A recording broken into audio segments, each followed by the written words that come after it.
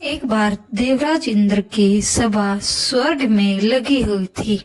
इसमें दुर्वासा ऋषि भी भाग ले रहे थे।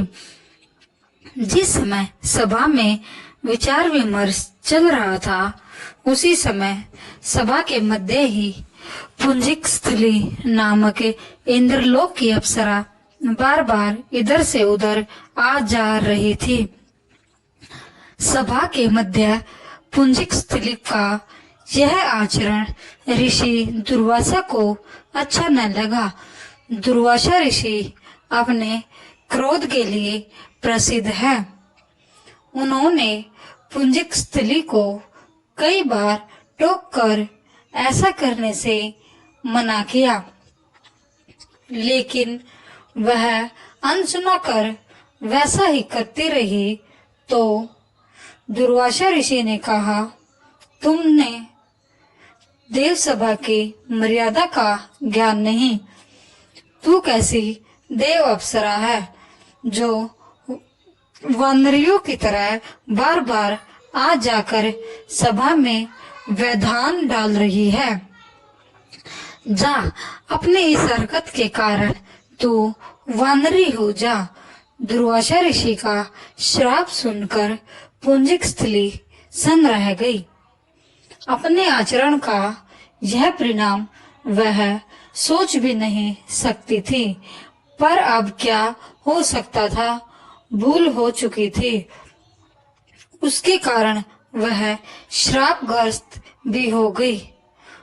उसने हाथ जोड़कर अनुनय विनय कर कहा, ऋषिवर, अपनी मूढ़ता के कारण यह भूल मैं अनजाने में करती रही और आपकी वर्जना पर भी ध्यान न दिया। सभा में व्यवधान डालने का मेरा कोई उद्देश्य न था। कृपा बताइए, अब आपके इस श्राप से मेरा उद्धार कैसे होगा? अप्सरा की विनती सुनकर ऋषि दुर्वासा पसीजे बोले, अपने इस चंचलता के कारण अगले जन्म में तू वानर जाति के राजा विरज की कन्या के रूप में जन्म लेगी। तू देव सभा की अप्सरा है, अतः तेरे गर्भ से एक महान बलशाली यशस्वी तथा प्रभु भक्त बालक का जन्म होगा। पुंजिक अप्सरा को संतोष हुआ। पुनर्जन्म में वानर राज विरज की कन्या के रूप में उसका जन्म हुआ। उसका नाम अंजना रखा गया। विवाह योग्य होने पर इसका विवाह वानर राज केसरी से हुआ। अंजना केसरी के साथ सुखपूर्वक प्रभास तीर्थ में रहने लगी। इस क्षेत्र में बहुत शांति थी तथा बहुत से ऋषि आश्रम बनाकर यज्ञ आदि करते रहते थे। एक बार ऐसा हुआ कि वन में विचरने वाला शंखबल नामक जंगली हाथी परमत हो उठा तथा वन में उत्पात मचाने लगा। उसने कई आश्रमों को रौंद डाला, यज्ञ वेदियां नष्ट कर दी। उसके भय से भागते हुए अनेक तपस्वी बालक आहत हो गए। कई आश्रम उजड़ गए। कई ऋषि भय के कारण आश्रम छोड़कर चले गए। केसरी को जब शंखबल नामक हाथी के इस उत्पात का पता लगा, तो वह आश्रम तथा आश्रम वासियों की रक्षा के लिए तत्काल वहां आ गए और शंखबल को बड़ी कुशलता से घेर कर उसके दोनों दांतों को पकड़कर उखाड़ दिया। पीड़ा से चिंगाड़ता हुआ वह हाथी वहीं धराशायी हो गया और मर गया।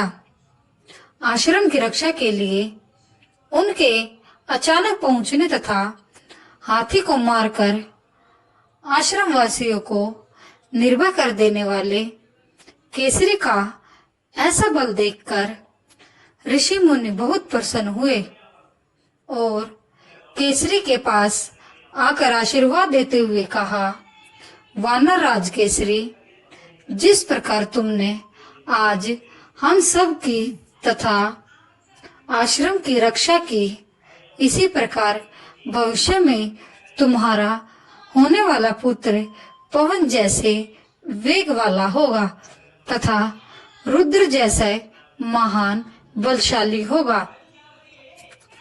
तुम्हारे बल तेज के साथ साथ उसमें पवन तथा रुद्र का तेज भी व्याप्त रहेगा।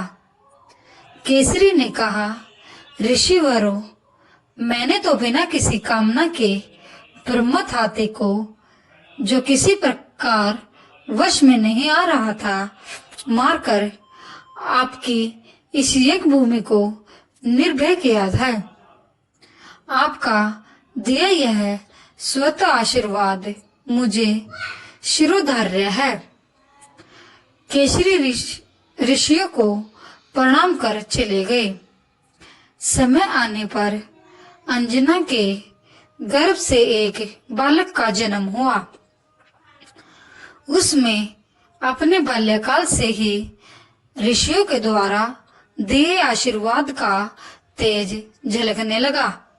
आश्रमों में वह पवन वेग की तरह जहां तहां पहुंच जाता। आश्रमों में विघ्न डालने तथा वन्य जीवों तथा दुष्ट व्यक्तियों को अपने अपार बल से खदेड़ देता। अपने इस पराक्रम से वह मदमत्त हो जाता तथा अपने साथियों के साथ वह आश्रमों में क्रीड़ा करने लगा। उसको खेलने से कोई रोकता तो वह उसको भी तंग करने लगता। बालक तो था ही, उसके बाल कौतुक से जब ऋषियों को असुविधा होने लगी तथा उनके पूजा पाठ तथा यज्ञ में व्यवधान आने लगा, तो उन्होंने उसके स्वभाव में शांति लाने के लिए आशीर्वाद जैसा श्राप दिया कि तुम अपने बल को हमेशा भूले रहोगे। जब कोई तुम्हें आवश्यक होने पर तुम्हारे बल की याद दिलाएगा, तब फिर तुम में अपार बल जागृत हो जाएगा। इससे वह बालक शांत स्वभाव का हो गया। केसरी नंदन यह बालक आगे चलकर हनुमान नाम से प्रसिद्ध हुआ। सीता जी की खोज के लिए जब कोई समुद्र पार करने का साहस नहीं कर रहा था और हनुमान भी चुप बैठे थे, तो जामवंत ने हनुमान जी को उनके बल की याद दिलाई थी। तब उन्होंने समुद्र पार कर सीता की खोज की थी। जय श्री राम, जय बजरंगबली।